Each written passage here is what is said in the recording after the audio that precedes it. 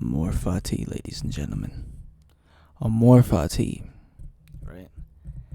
Ask not for easier times. Ask to be stronger men. Right? Who said that? My man's John F. Kennedy. That's who said that, boys. 5. Okay? Don't ask for easier times, gentlemen. Ask to be stronger men. And it's like, well, Nietzsche. Love your fate, become great. I don't know if he really popularized the amor fati, though. I mean, that was kind of always around since the Stoics.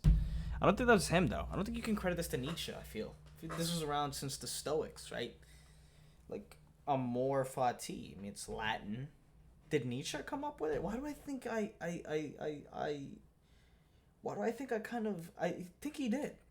What do I think I like, sort of, like, place amor fati, like, I associate that saying and that meaning of that phrase with the Stoics, because I feel like that's a lot of what they stood for, right? Is the love of fate for what's, probability, as I call it, which is the love of how things are going to play out, right? How the dice is going to roll, how the cookie's going to crumble, Jim Carrey might say.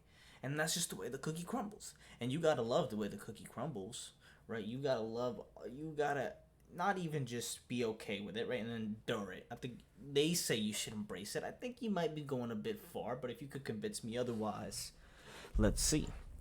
Because I think I think Nietzsche himself talks about himself, how the Stoics, and he has his own criticisms of a lot of people, how, they're just trying to escape, and it's a real world theory, and you're like, you're only mentioning one side of a duality, and you're not really free because you're saying that, you can only control what's in your control, and anything out of your control, you can't control it. So why not care about it? I think you should be focused on what's in your control, of course.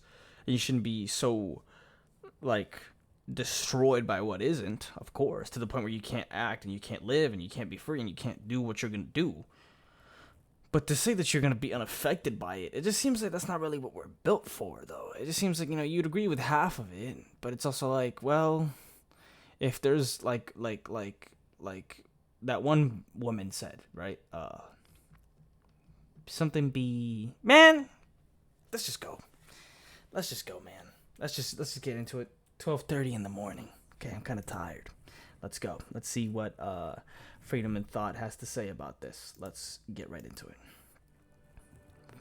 There's a book coming out. Follow no This one? video was made possible by Brilliant, Hey, shuts out math Brilliant. and science problem-solving Shuts out website Brilliant. that makes learning fun and rewarding. Get that shit. In Ecce Homo, Nietzsche wrote, This is a book, quote, man? "My formula for greatness in a human being is amor fati, that one wants nothing to be other than it is, not in the future, not in the past, not..." Yeah, but it seems like you're gonna give in to the shit that you criticize, though. It seems like you're giving in to the shit that you criticize. This is what a lot of people do, just so that they can feel better about themselves and they can feel less shitty about life. And I know Camus is not interested in this project, and I don't think you're interested in that project. But it's also like, well, maybe it's one of those projects where it's understandable enough and it's acceptable enough, just because what you're doing is accepting what is, but that's not necessarily all that you're doing. You're also loving what is, so therefore in that way you're feeling great about yourself, and you're coming up with this ideology and this way of looking at the world, which makes you feel good. And isn't that what everybody else is doing? Isn't that what religion does? Isn't that what Christianity does? Isn't that what the shit that you criticize?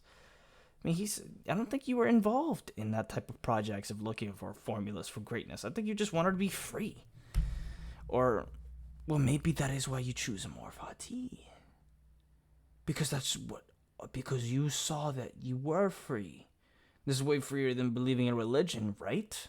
Or you would be way freer if you were, of course it's nothing like religion. Amor fati is not a religion.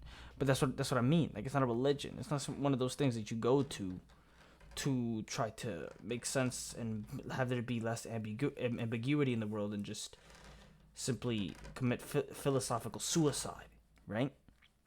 I don't think this is philosophical suicide, amor fati. In all eternity, not merely to endure that which happens of necessity, still less to dissemble it. All idealism is untruthfulness in the face of necessity, but to love it." End quote. So according to Nietzsche, the way you become great is by loving your fate. And what does it mean to become great? For Nietzsche, I think greatness means becoming nothing other than what you are. Greatness is the fulfillment of your destiny. It's growing into your highest potential. It's the acorn becoming the oak tree.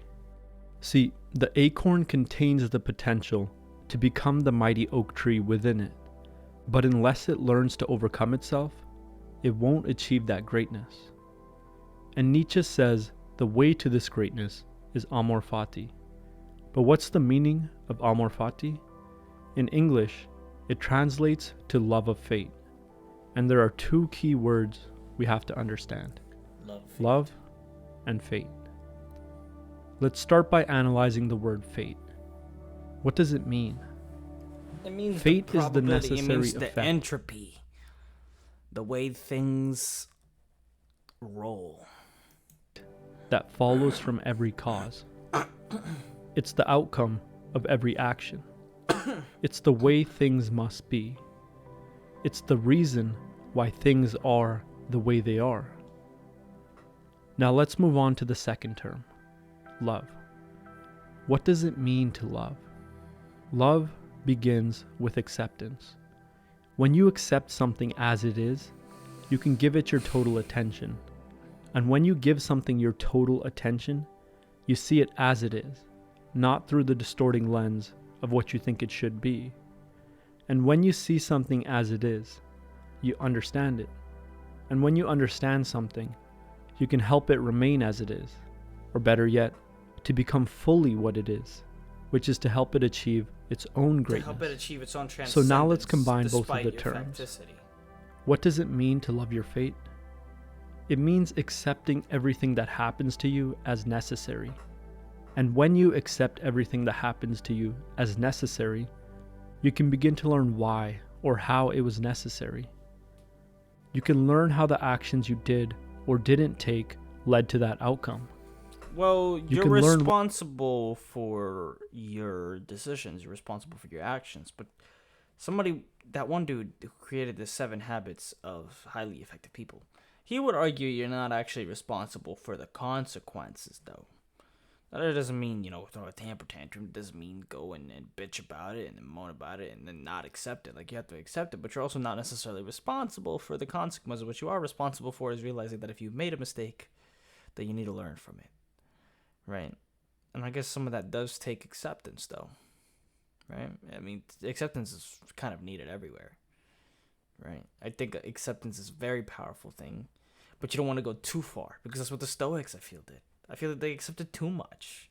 I feel like there's certain things that you might not accept, should accept, and maybe you should do absolutely everything that you can in your power. You sort of have an ethical obligation to then go and fight against it, right? Like tyranny, right? A tyrannous ruler who's taking advantage of people. Like, sure, the natural order of things, of nature, the volcano might blow up, there might be an earthquake, might be a terrible storm, there might be a lot of shit that the world might throw at us, wherein if somebody were to die because of some natural disaster, like a tornado or something, like, we're not gonna go and curse the earth, we're not gonna go and protest the earth. Like, it's just something that happened, and it was unfortunate, it was very improbable and very unlucky, but it's like, well, you can't do anything about that. But about a person who is a tyrant, who is then, limiting the freedom of others to then, be able to gorge on his own. He's clearly a shitty leader,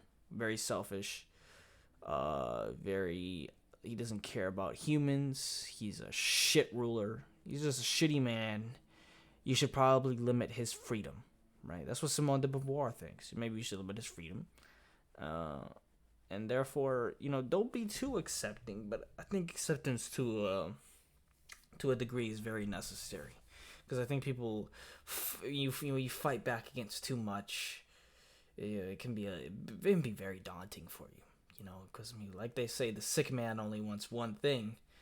The healthy man, he's not a happy man. The healthy man, he wants 1,000 things, right? Because he realizes, well, he has health. But the sick man, he only wants his health. And I guess to be a little bit more content with your life is to desire less things. And I guess that means accepting your facticity. Maybe so. what causes led to that effect. And when you learn the relationships between causes and their effects, you can allow or prevent those effects from happening again. And you might be wondering, how do I love my fate? How do I learn to accept everything that happens as necessary? But that's the wrong question. The question isn't how do you love your fate, but why you don't already. And the reason you don't love your fate Well, you know why is because you don't accept it.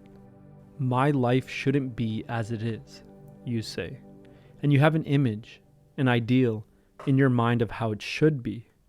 And you measure your life against. Of course, that's what we do. We're humans that we act. We impose our will on things, right? We're alive. We act. We wake up every day in the morning and we go and do things. Like, of course, we want to make things better. We want to be powerful. We want to do things. We want to make change. We want to make things better for ourselves. We want to do things. We don't want to just sit around and do nothing. We're creatures of habit, and we like to do things. We have purpose, a lot of us, right? And it's like, well, you can't. Yeah. You were just telling them what they do, but don't act like they're in the wrong for doing so. Don't act like it's not a way to live. Like, it's totally applicable. You could live there thinking that your life is not good enough. Look at Grant Cardone. Of course, if he's too focused on the future and he's never living in the present, then no matter what future he might get, no matter what kind of wealth he might get, he won't ever really be around to enjoy it and to fully, appreciate his accomplishments. He won't ever be fully around to enjoy it. He won't ever be there to experience it because he'll be off in some other future, right? Alan Watts talks about it. But it's also like, well, you can want to better your life, though. I don't think you should accept everything. I think it's totally acceptable to want to, make things better for you, right? And whatever better might mean. If you know what better is, then go for it,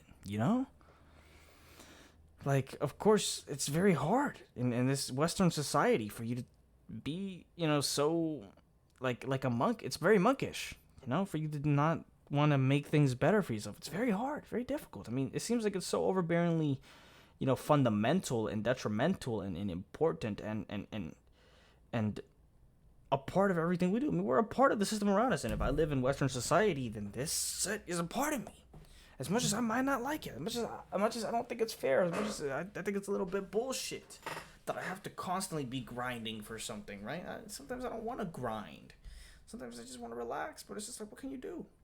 This is a part of the system that you're in. Let people want to make things better, even if it makes them unhappy, right? Because you got to realize, Nietzsche, this is not your project. You're not here to make people happy. You're here to make people free.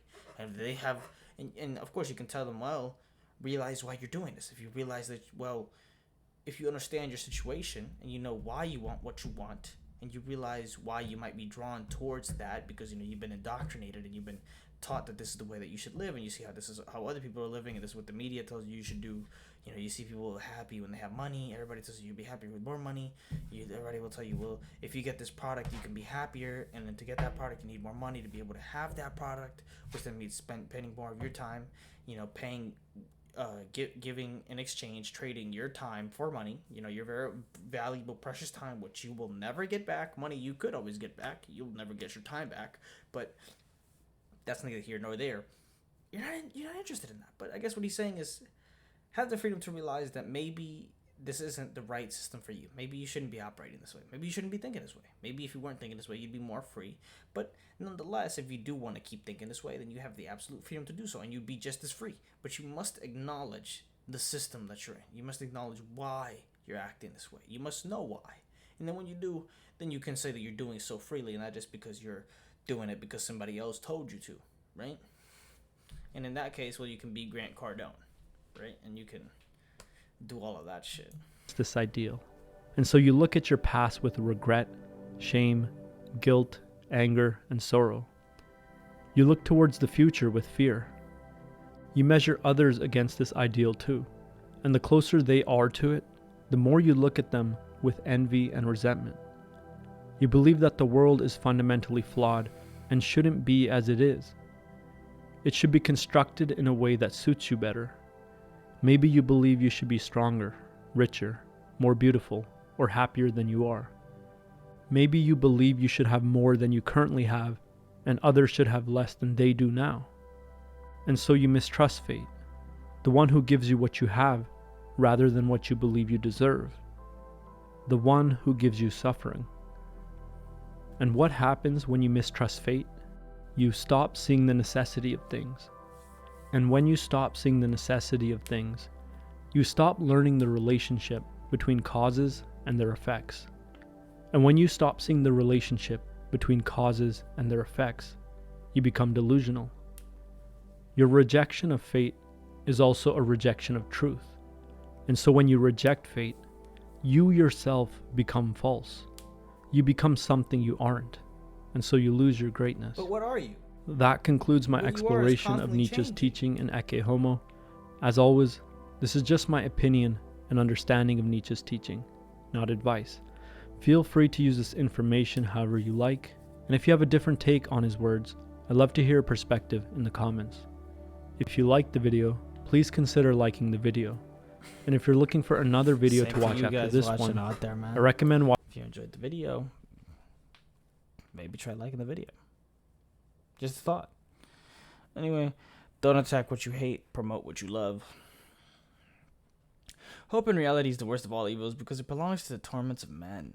But it's like, well, how are you going to expect men not to hope? It's what we do. What? I don't think it's the torments of men. Hope? What does that mean? Why do you say that?